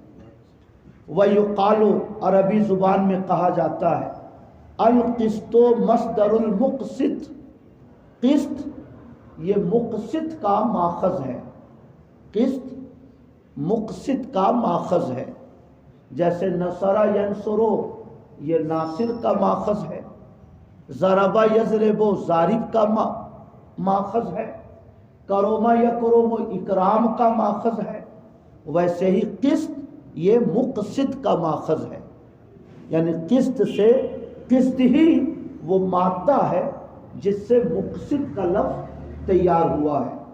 المقسط وہو العادل، مقسط یہ عادل کو کہتے ہیں۔ وَأَمَّا الْقَاسِطُ رہ گیا قاسط کا لفظ، فَهُوَ الْجَائِرُ تو قاسط یہ ظالم کو کہتے ہیں، یعنی لفظ قسط جب مقسط کے یعنی مزید فی کے طور پر استعمال ہوتا ہے تو اس کا معنی انصاف کرنے والا، اور لفظ قسط مجرد کے طور پہ بولا جائے اور اس سے اس میں فاعل بنے قاسط تو سلب ماخذ کی خصوصیت کے اعتبار سے اب اس کا معنی انصاف کرنے والا نہیں بلکہ اب اس کا معنی ظلم کرنے والا ہو جاتا ہے۔ تو قاسط قرآن شریف میں ہے وَأَمَّا الْقَاسِطُونَ فَكَانُوا لِجَهَنَّمَ حَطَبًا، ظلم کرنے والے یہ جہنم کا ایندھن ہوں گے۔ تو قاسط کا معنی ظالم اور مقسط کا معنی منصف، جب باب افعال سے اس کا استعمال ہو تو انصاف کرنے والا، اور جب مجرد کے طور پر قاسط بنے تو ظلم کرنے والا، اور مادی اعتبار سے قاف سین اور تا اس کا معنی مادی اعتبار سے انصاف کرنا ہے، مگر لفظوں کا استعمال کبھی کبھی سلب ماخذ کے طور پر ہوتا ہے تو اس کا معنی کچھ اور ہو جاتا ہے۔ جیسے روزے کے سلسلے میں ہے وَالَّذِينَ يُطِيقُونَهُ طَعَامُ مِسْكِينٍ، وَالَّذِينَ يُطِيقُونَهُ فِدْيَةٌ طَعَامُ مِسْكِينٍ، وہ لوگ جو روزے کی طاقت نہیں رکھتے ہیں، شیخ فانی ہو گئے، بوڑھے ہو گئے، مستقبل میں روزہ رکھنے کی امید نہیں ہے، ان کے اوپر فدیہ ہے۔ فدیہ کیا ہے؟ طعام و مسکین، ایک مسکین کو کھانا کھلانا۔ طاقہ اطاقہ یطیقو اس کا معنی ہوتا طاقت رکھنا، اس اعتبار سے وَأَمَّا الَّذِينَ يُطِيقُونَهُ جس کا ترجمہ ہوگا وہ لوگ جو روزہ رکھنے کی طاقت رکھتے ہیں، ان کے لیے فدیہ ہے ایک مسکین کا کھانا۔ تو یہ تو عجیب سی بات ہوگی کہ جو روزہ رکھتے ہیں، روزہ رکھنے کی طاقت رکھتے ہیں، وہ روزہ نہ رکھیں اور ایک مسکین کو کھانا کھلا دیں تو روزے کا فریضہ ادا ہو جائے گا۔ محدثین مفسرین فرماتے ہیں کہ یطیقونہ کا جو لفظ یہاں پر ذکر ہوا وہ سلب ماخذ کے اعتبار سے، یطیقونہ کا معنی یہ نہیں ہے کہ جو لوگ روزے کی طاقت رکھتے ہیں، بلکہ اس کا معنی یہ ہے کہ جو لوگ روزہ رکھنے کی طاقت نہیں رکھتے ہیں ان کے لیے فدیہ ہے ایک مسکین کو کھانا کھلانا۔ تو جیسے وہاں پر سلب ماخذ کے اعتبار سے یطیقونہ کا معنی ہے لا یطیقونہ، ویسے ہی قاسط کا معنی ظالم۔ یہاں پر بھی لفظ قسط کا جو استعمال ہے وہ سلب ماخذ کے طور پر ہے۔ یہ لفظ کی تشریح تھی جو حضرت امام مجاہد نے فرمائی ہے۔ اب حدیث دیکھیں۔ حدثنا احمد بن اشقابہ، ہم سے حدیث بیان کی احمد ابن اشقاب نے، وہ فرماتے ہیں ہم سے حدیث بیان کی محمد ابن فضیل نے، وہ روایت کرتے ہیں عمارہ ابن قعقاع سے، وہ روایت کرتے ہیں حضرت ابو زرعہ سے، وہ روایت کرتے ہیں حضرت ابو ہریرہ رضی اللہ تعالی عنہ سے، وہ فرماتے ہیں کہ نبی صلی اللہ علیہ وسلم نے فرمایا کلمتان حبیبتان الی الرحمن، دو کلمے ایسے ہیں جو اللہ تعالیٰ کو بہت پسند ہیں، خفیفتان علی اللسان، جن کی ادائیگی زبان پر بہت آسان ہے، ثقیلتان علی المیزان، جو میزان عمل پہ بہت بھاری ہیں، سبحان اللہ و بحمدہ سبحان اللہ العظیم۔ اس حدیث کی تھوڑی سی تشریح، دو کلمے، لفظ آیا کلمہ کا مگر مراد کلام ہے، لفظ مفرد مراد نہیں، جیسے کلمہ طیبہ کو ہم کلمہ طیبہ کہتے ہیں مگر وہ لفظ مفرد نہیں ہے، لا الہ الا اللہ محمد الرسول اللہ، یہ پورا جملہ ہے، یہ پورا کلام ہے، اللہ کے سوا کوئی خدا نہیں، حضرت محمد صلی اللہ علیہ وسلم اللہ کے رسول ہے، یہ دونوں کلام ہیں مگر ان کی تعبیر کلمہ سے کی جاتی ہے، دو کلمے، کلمہ طیبہ کہا جاتا ہے۔ تو جیسے کلمہ طیبہ میں کلمہ کا لفظ آیا مگر مراد کلام، ویسے ہی کلمتان حبیبتان میں بھی کلمہ سے مراد کلام، کلمہ نہیں ہے بلکہ کلمہ سے مراد کلام ہے۔ کلمتان حبیبتان الی الرحمن، دو کلمے ہیں جو اللہ تعالیٰ کو بہت پسند ہیں۔ کلمے پسند ہیں کا معنی کلمہ پڑھنے والے بھی بہت پسند ہیں۔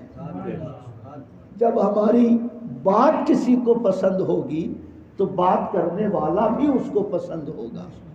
ایسا نہیں کہ اللہ تعالیٰ کو یہ دو لفظ بہت پسند ہے، پڑھنے والا پسند نہیں، اللہ تعالیٰ کو یہ دو جملے بہت پسند ہیں اور ان دو جملوں کے واسطے سے پڑھنے والا بھی اللہ تعالیٰ کی بارگاہ میں بہت پسند ہے۔ حدیث شریف میں ہے کہ جو شخص سبحان اللہ و بحمدہ سبحان اللہ العظیم 100 بار پڑھے غفر لہ، اس کے سارے گناہ معاف کر دیے جاتے ہیں، وَلَوْ كَانَ مِثْلَ زَبَدِ الْبَحْرِ، اگرچہ اس کا گناہ سمندر کی جھاگ کے برابر ہو۔ سبحان اللہ، دو کلمے اللہ کو بہت پسند ہیں، تو ان کلموں کی برکت سے پڑھنے والے بھی اللہ کے محبوب ہو جاتے ہیں، اور اگر کوئی بندہ صبح کو اس کی پابندی کرے تو اس کے سارے گناہ معاف کر دیے جاتے ہیں۔ ان تسبیحوں کو تسبیح ملائکہ بھی کہتے ہیں۔ فرشتے رزق کی تقسیم کے لیے صبح میں جو روئے زمین پہ اترتے ہیں، علامہ عبد الوہاب شاہرانی رحمۃ اللہ علیہ 974 ہجری میں ان کا وصال ہوا۔ ان کی ایک بڑی مایہ ناز تصنیف ہے الوثائق المحمدیہ فی العہود المحمدیہ، نام کا پہلا لفظ میں بھول رہا ہوں۔ الوثائق المحمدیہ یعنی حضور صلی اللہ علیہ وسلم نے اپنے غلاموں سے جو وعدے لیے، انہوں نے ان حدیثوں کو جمع فرمایا ہے کہ صبح کیسے کرو، دوپہر کیسے کرو، رات میں سونے جاؤ تو کیا کرو۔ آپ دوسرے لفظوں میں کہہ سکتے ہیں کہ انہوں نے آداب طریقت اس میں بیان فرمائے۔ اس میں فرماتے ہیں کہ دو وقت ایسے ہیں، ایک صبح کا وقت ہے، اس وقت رزق ظاہری تقسیم کرنے والے فرشتے دھرتی پر اترتے ہیں، اور عصر اور مغرب کے بیچ میں رزق روحانی تقسیم کرنے والے فرشتے زمین کے اوپر تشریف لاتے ہیں۔ فجر کے وقت رزق ظاہری تقسیم ہوتا ہے، اور عصر اور مغرب کے بیچ میں رزق روحانی تقسیم ہوتا ہے۔ صبح میں جو فرشتے آتے ہیں ان کی زبان پر یہی کلمات رہتے ہیں، سبحان اللہ و بحمدہ سبحان اللہ العظیم سبحان اللہ و بحمدہ سبحان اللہ العظیم۔ اب جو فرشتے زمین پہ رزق بانٹ رہے ہیں، اگر کسی گھر سے کسی کلمے کی آواز ان کو سنائی دیتی ہے تو فرشتے اذن الہی سے اس بندے کے رزق کو کشادہ کر دیا۔ تھوڑی سی انسیت ہوتی ہے، جیسے ہم جلوس محمدی میں نکلے، ہمارے ہاتھ میں بھی یا رسول اللہ کا پرچم، اور مفتی مظہر الحق صاحب کے ہاتھ میں بھی یا رسول اللہ کا پرچم، باقی لوگوں کے ہاتھ میں الگ الگ قسم کا پرچم ہو، تو ہم دونوں ایک دوسرے سے انسیت محسوس کریں گے۔ انہیں لگے گا کہ انہوں نے بھی وہی پرچم رکھا، اور مجھے لگے گا کہ انہوں نے بھی میرا والا پرچم رکھا، اس سے انسیت بڑھتی ہے۔ تو جو فرشتے زمین پہ آتے ہیں ان کی زبان پہ رہتا ہے سبحان اللہ و بحمدہ، سبحان اللہ العظیم۔ اب اگر اس وقت کوئی بندہ یہی وظیفہ پڑھ رہا ہو، سبحان اللہ و بحمدہ سبحان اللہ العظیم، تو وہ فرشتے ان سے انسیت محسوس کرتے ہیں اور اذن الہی سے ان پڑھنے والوں کے رزق کو کشادہ کر دیتے ہیں۔ جیسے حدیث شریف میں ہے کہ جب نماز میں امام کہے وَلَضَّالِّينَ تو تم بھی کہو آمین، کیونکہ اسی وقت فرشتے آمین کہتے ہیں، اور جس کی آمین فرشتوں کے آمین سے ٹیلی کر جائے غفر لہ، اس کے گناہوں کی مغفرت کر دی جائے۔ تو جیسے آمین آمین ٹیلی کر جائے تو بخشش ہو جاتی ہے، ویسے ہی سبحان اللہ و بحمدہ سبحان اللہ العظیم ٹیلی کر جائے تو رزق کو اللہ تعالیٰ کشادہ فرما دیتا ہے۔ اس کو تسبیح ملائکہ کہتے ہیں۔ اس لیے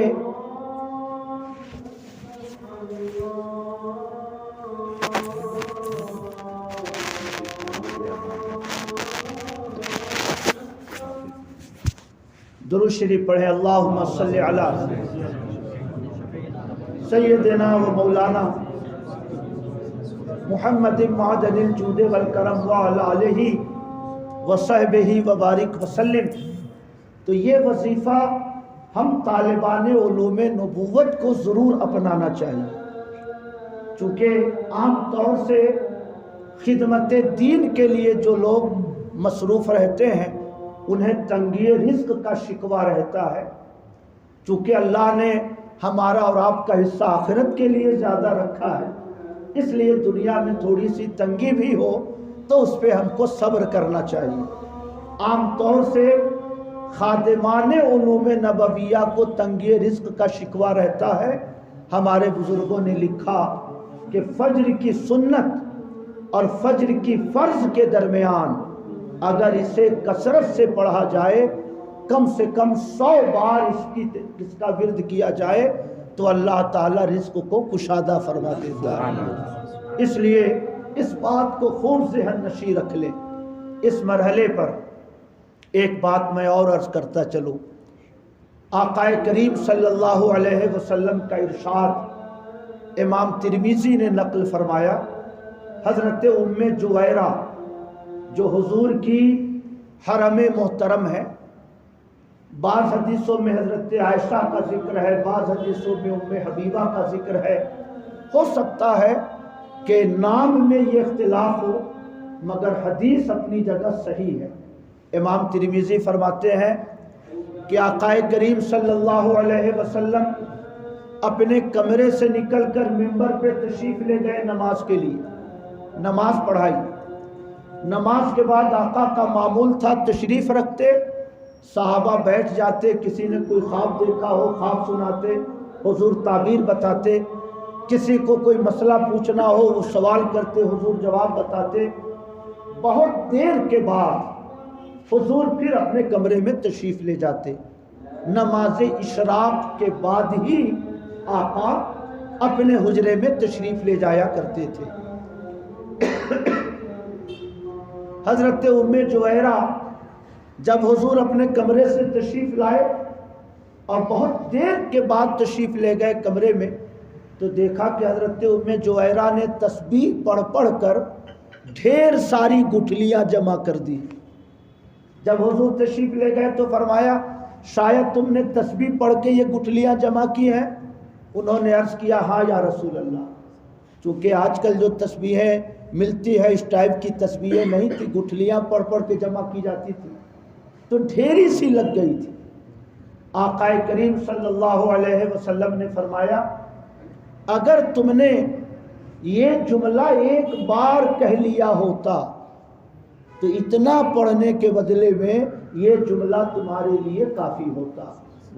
یعنی تم نے جو اتنی تسبیح پڑھی، اتنی گٹھلیاں جمع کی، اگر اس کے بدلے میں یہ تم نے کہہ لیا ہوتا تو یہ ایک جملہ اس کے بدلے میں کافی ہوتا۔ وہ کیا جملہ ہے؟ سبحان اللہ و بحمدہ عدد خلقہ و رضا نفسہ و زینت عرشہ و مداد کلماتہ۔ ہم اللہ کی تسبیح بیان کرتے ہیں، ہم اللہ کی تعریف بیان کرتے ہیں، عدد خلقہ، اللہ کی ساری مخلوقات کی تعداد کے برابر، و رضا نفسہ، اور اللہ کی رضا کے برابر، و زینت عرشہ، عرش اعظم کے وزن کے برابر، و مداد کلماتہ، اور اللہ کی نشانیوں کو لکھنے کے لیے فرشتے نور کی جو روشنائی استعمال کرتے ہیں اس روشنائی کے برابر۔ فرمایا کہ تم نے جو اتنی تسبیح پڑھی ہے، اگر اس کی جگہ تم نے یہ ایک بار کہہ لیا ہوتا تو اتنا پڑھنے کے بدلے میں یہ جملہ تمہارے لیے کافی ہوتا۔ سبحان اللہ۔ اس لیے جب بھی اس وظیفوں کو پڑھے، سبحان اللہ و بحمدہ سبحان اللہ العظیم، تو 2-4 بار سبحان اللہ و بحمدہ عدد خلقہ و رضا نفسہ و زینت عرشہ و مداد کلماتہ، ان لفظوں کے ساتھ بھی 2-4 بار ورد کر لیں تاکہ ہمیں آقا کی بشارت کے مطابق کثیر تسبیحات کا ثواب مل سکے۔ اس سے یہ بھی اشارہ ملا کہ اگر کوئی بندہ کہہ لے سبحان اللہ و بحمدہ عدد خلقہ، ہم اللہ کی تسبیح بیان کرتے ہیں اللہ کی مخلوق کی تعداد کے برابر، تو ایک تسبیح کا ثواب نہیں ملتا، لاکھوں تسبیحوں کا ثواب ہمیں ملتا ہے۔ اس سے یہ بھی اشارہ ملا کہ امام اہل سنت امام احمد رضا نے جو ہمیں سلام عطا فرمایا ہے، مصطفیٰ جان رحمت پہ لاکھوں سلام، شمع بزم ہدایت پہ لاکھوں سلام، کعبے کے بدر الدجا تم پہ کروڑوں درود، طیبہ کے شمس الضحیٰ تم پہ کروڑوں درود۔ اگر عدد خلق ہی سے مخلوق کی تعداد کے برابر ثواب ملتا ہے تو اس سے بھی لاکھوں سلام اور کروڑوں درود کا ثواب انشاءاللہ ضرور ملتا ہے۔ سبحان اللہ۔ آقا کے اس ارشاد سے یہ اشارہ ملا کہ اگر ہم اس شبد کو ایک بار کہیں تو کروڑوں تسبیح کا ثواب ملتا ہے، تو اگر ہم کروڑوں درود بھیجیں ایک جملے میں تو اللہ تعالیٰ کروڑوں درود کا ثواب ہمیں عطا فرماتا ہے۔ سبحان اللہ۔ میں اپنی گفتگو مکمل کرتے ہوئے یہ عرض کرنا چاہتا ہوں، سبحان اللہ، یہ نون کے اوپر زبر مفعول مطلق بننے کی وجہ سے ہے۔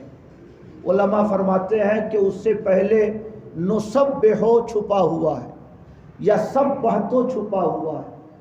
نسبح سبحان اللہ، اور بحمدہ سے پہلے نحمد چھپا ہوا ہے۔ نسبح سبحان اللہ و نحمد بحمدہ، ہم اللہ کی پاکی بیان کرتے ہیں اور ہم اللہ کی تعریف و توصیف بیان کرتے ہیں۔ پاکی کا معنی تمام عیوب سے، یعنی تمام صفات نقص سے اللہ کا پاک ہونا، یہ تسبیح کے ذریعے ہم بیان کرتے ہیں، اور تمام صفات کمالیہ سے اللہ کا متصف ہونا ہم یہ حمد کے ذریعے بیان کرتے ہیں۔ چونکہ تخلیہ پہلے ہوتا ہے، تہلیہ بعد میں ہوتا ہے، اس لیے اللہ جسم نہیں، اللہ جوہر نہیں، اللہ جھوٹ بولنے والا نہیں، اللہ عیب سے متصف نہیں، اللہ آسمان میں نہیں، اللہ ممکن نہیں، اللہ حادث نہیں، اللہ کسی وقت میں نہیں، اللہ کسی جہت میں نہیں. یہ جو صفات نقص ہیں، ان تمام صفات سے پاک ہونے کو ہم سبحان اللہ سے بیان کرتے ہیں. ہم اللہ کی پاکی بیان کرتے ہیں، یعنی وہ تمام صفات حادثہ سے، تمام صفات عیوب سے، وہ تمام صفات نقص اور تمام صفات نقصان سے وہ پاک ہے. یہ تسبیح ہے. اور بحمدہ ہم اللہ کی حمد بیان کرتے ہیں، یعنی وہ علم والا ہے، وہ کمال والا ہے، وہ قدرت والا ہے، وہ اختیار والا ہے، وہ طاقت والا ہے، وہ علم والا ہے. جو صفات ثبوتی ہیں، جو صفات ثبوتی ہیں ان کا ذکر بحمدہ سے کرتے ہیں، اور جو صفات سلبی ہیں اس کا ذکر ہم سبحان سے کرتے ہیں. اس لیے جب کوئی بندہ کہتا ہے سبحان اللہ تو وہ صفات عیب سے اللہ کی پاکی بیان کرتا ہے، اور جب بندہ کہتا ہے وہ بحمدہ تو وہ صفات کمالیہ سے اللہ کے متصف ہونے کا ذکر کرتا ہے. چونکہ اللہ کی صفات سلبیہ بھی غیر محدود اور اللہ کی صفات کمالیہ بھی غیر محدود. بندہ جب کہتا ہے سبحان اللہ تو صفات سلبیہ سے تسبیح کی بے شمار برکتیں اس سے ملتی ہیں، اور جب بندہ کہتا ہے بحمدہ تو صفات کمالیہ سے متصف کہنے کی بے شمار برکتیں بندے کو ملا کرتی ہیں. اس لیے آقا نے فرمایا یہ دو جملے اللہ کو بہت پسند ہیں. خفیفتان علی اللسان، زبان کے لیے بہت ہلکے پھلکے ہیں. شین نہیں ہے کہ مشقت کرنی پڑے، صاد نہیں ہے کہ فلاں صفات کا اظہار کرنا پڑے، عین نہیں ہے کہ حلق سے اظہار کرنا پڑے، قاف نہیں ہے کہ صفات قلقلہ کا اظہار کرنا پڑے. آسان حروف پہ یہ تسبیح مشتمل ہے، خفیفتان علی اللسان، کہ جو بندہ چاہے بہت آسانی سے اپنی زبانوں سے اس کی ادائیگی کر سکتا ہے. دو کلمے ہیں، اللہ کو بہت پسند ہے، زبان کے لیے بہت ہلکے پھلکے ہیں، مگر میزان عمل پر بہت بھاری ہیں. کیونکہ سبحان ہم کہتے ہیں تو اللہ کی کروڑوں صفات عیب سے کروڑوں تسبیحیں ہم بیان کرتے ہیں، اور جب بحمدہ کہتے ہیں تو کروڑوں صفات کمالیہ سے خدا کے متصف ہونے کا ہم ذکر کرتے ہیں. اس لیے سبحان اللہ کہنا یہ بھی کروڑوں نیکیوں کا سبب بنتا ہے، اور بحمدہ کہنا یہ بھی کروڑوں نیکیوں کا سبب بنتا ہے.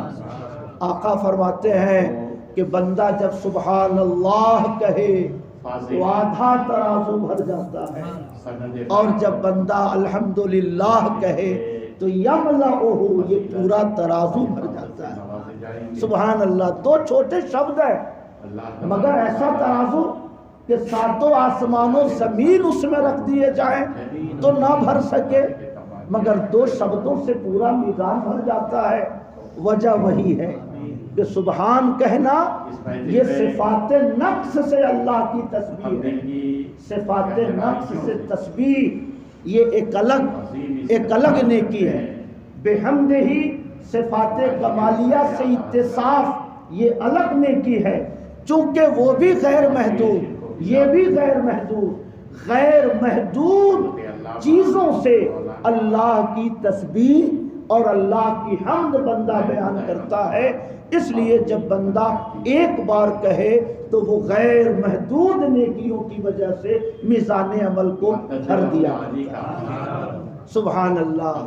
میرے بھائیوں، چونکہ یہ حدیث یہ باب امام بخاری نے فرمایا تھا. جی سبحان اللہ. درود شریف پڑھیں. اللہم صلی علی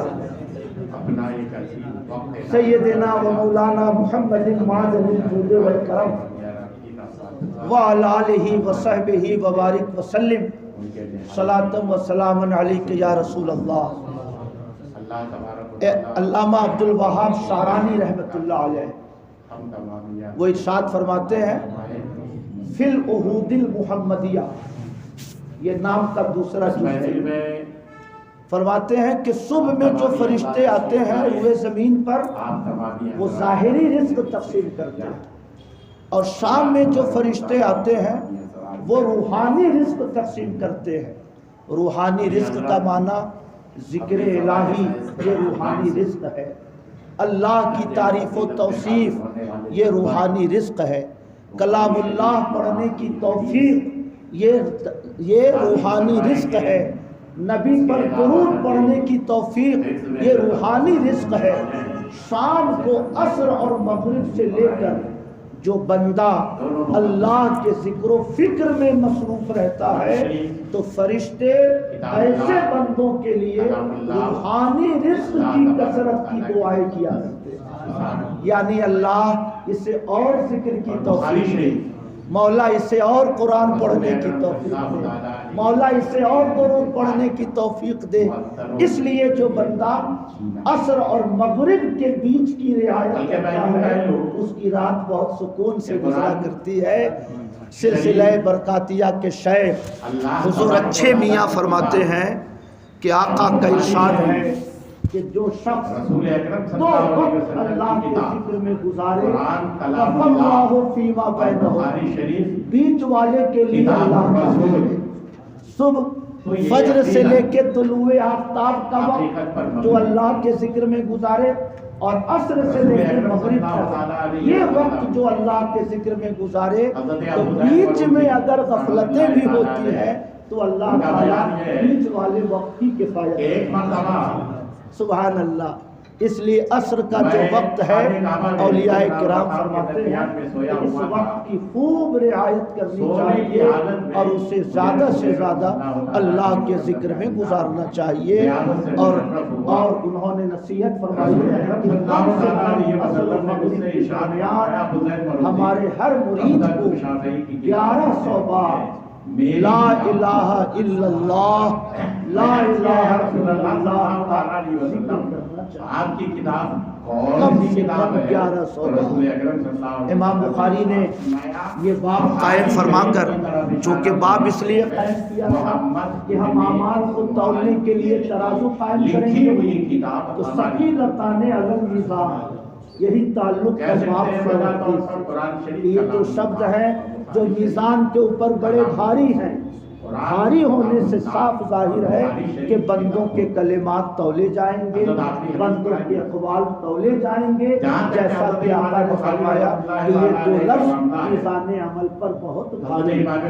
اللہ پاک اس مجلس کو قبول فرمائے، ہم سب کو نیکیوں کی توفیق عطا فرمائے، اور حسن نیت کے ساتھ ساتھ اللہ پاک حسن اعمال کی بھی ہم سب کو توفیق عطا فرمائے۔ اور کیوں نہ محبوب اور مقبول ہو، سبھی پڑھ لیں میری کر کے۔ اس کتاب کے لکھنے کے وقت جس احتیاط کو ملحوظ خاطر رکھا گیا وہ شاید ہی کسی کا نہیں۔ بسم اللہ الرحمن الرحیم۔ حضرت امام بخاری رحمۃ اللہ تعالیٰ علیہ اللہم چھ لاکھ احادیث کریمہ آپ کو، اللہم ارحمنی 6 لاکھ بالقرآن العظیم واجعلہ لی امام بخاری رحمۃ اللہ تعالیٰ وہدی ورحمہ۔ اللہم 6 لاکھ احادیث کریمہ سے ما نسیتو چناؤ علمنی منہ چھان کر کے الگ کر کے جہلتو ورزقنی صحیح حدیث کو تلاوتہ حضرت امام بخاری آناء اللیل و آناء النہار واجعلہ لی حجتا یا رب العالمین۔ ہم لوگ اس کتاب کو بخاری شریف کے نام سے جانتے اور پہچانتے ہیں، لیکن اس کا نام حضرت امام بخاری رحمۃ اللہ تعالیٰ علیہ نے جو رکھا وہ لمبا نام تھا، نام رکھا تھا الجامع الصحیح، حدثنا الحسن من امور رسول اللہ صلی اللہ علیہ وسلم، ہمارے آقا انہوں نے مصطفیٰ صلی اللہ علیہ وسلم کی شان میں کتاب ایک شعر ارشاد فرمایا ہے، بڑا مشہور شعر ہے، میرے کہنے کا انداز کیا تھا؟ اگر کسی نے مانگا لوگ اپنے گھر میں بیٹھ کے ہے، دفتروں میں بیٹھ کے لکھتے ہیں، اور آج کے حضرت امام بخاری رحمۃ اللہ تعالی علیہ نے کہ ہمارے بخاری شریف کے لیے جب حدیث کو ترتیب دینا شروع کیا، اس کتاب کی شروع کی بھی یہ ہمارے امام بخاری ہم سے اگر قدر بانی ہے تو یہ خانہ کعبہ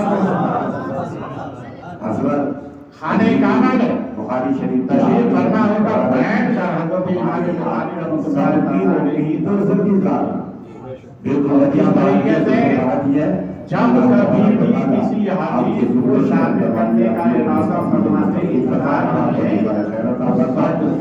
پہلے آپ اس محفل میں آپ تمام خوشبو لگاتے ہیں، غسل فرمانے اور خوشبو لگانے کے بعد 2 رکعت نماز نفل ادا فرماتے اور 2 رکعت نماز نفل ادا فرمانے کے بعد استخارہ کرتے، اور استخارہ کرنے کے بعد جب آپ کو اشارہ مل جاتا نبی کی بارگاہ سے، دل مطمئن ہو جاتا، تب جا کر کے آپ اس حدیث کو اس کتاب میں شامل کر سکتے۔ یہ تو حدیث کا معاملہ، اور اس میں ابواب التراجم بھی حضرت امام بخاری نے لگائے ہیں، جو بخاری شریف پڑھے وہ اچھی طریقے سے جانتے ہیں۔ وہ حضرت امام بخاری نے مکمل کیا ہے جا کر کے مسجد نبوی میں، روضہ اقدس اور منبر رسول پاک کے درمیان پر، جو کتاب خانہ کعبہ میں ترتیب و تعلیف کی منزل سے گزرے، مسجد نبوی میں منبر رسول اور روضہ رسول کے درمیان جن کے ابواب لگائے ہیں، بھلا وہ کتاب کیوں نہ محبوب ہوگی نہ مقبول ہوگی؟ یہی وجہ ہے کہ علماء کرام نے ارشاد فرمایا ہے، اصح الکتب بعد کتاب اللہ الصحیح البخاری، اللہ تبارک و تعالیٰ کی کتاب قرآن شریف کے بعد اگر اس روئے زمین پر سب سے زیادہ صحیح معتبر مستند کوئی کتاب ہے تو وہ بخاری شریف۔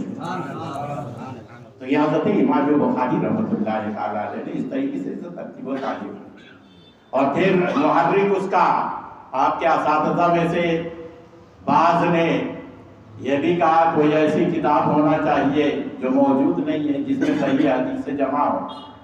حضرت امام بخاری رحمۃ اللہ تعالیٰ علیہ ایک مرتبہ مسجد نبوی سے گنبد خضرا سے متصل آرام فرما رہے تھے، خواب میں دیدار ہوا رسول اکرم صلی اللہ علیہ وسلم کا، رسول اکرم صلی اللہ علیہ وسلم تشریف لائے۔ حضرت امام بخاری رحمۃ اللہ تعالیٰ علیہ نے دیکھا رسول اکرم صلی اللہ تعالیٰ علیہ وسلم کو تو پنکھا جھلنا شروع کر دیا۔ بیدار ہوئے صبح میں اساتذہ کرام سے اس کی تعبیر پوچھی تو اساتذہ کرام نے بتایا کہ یہ اس بات کی طرف اشارہ ہے اور اس کی تعبیر یہ ہے کہ تم رسول اکرم صلی اللہ علیہ وسلم کی موضوع حدیثوں اور صحیح حدیثوں کے درمیان میں فرق کرو۔ حضرت امام بخاری رحمۃ اللہ تعالیٰ علیہ نے ان 6000 حدیثوں میں سے صحیح حدیث کو کاٹ چھاٹ کر کے چناؤ کر کے اس بخاری شریف کے اندر میں جمع فرمایا۔ اتنی معتبر مقدس کتاب ہے یہ بخاری شریف، اور حضرت امام بخاری رحمۃ اللہ تعالیٰ علیہ کی شان بھی بڑی اعلیٰ شان تھی۔ حضرت امام بخاری رحمۃ اللہ تعالیٰ علیہ بتایا جاتا ہے جب آپ کا انتقال ہوا تو انتقال ہونے کے بعد کسی شخص نے آپ کے شاگردوں میں سے رسول اکرم صلی اللہ علیہ وسلم کو صحابہ کرام رضوان اللہ تعالیٰ علیہ مجمعین کے ساتھ دیکھا، کسی کا منتظر پایا، پوچھ لیا انہوں نے خوابی میں، یا رسول اللہ صلی اللہ علیہ وسلم آپ اپنے صحابہ کے ساتھ کسی کے منتظر نظر آ رہے ہیں، وجہ کیا ہے؟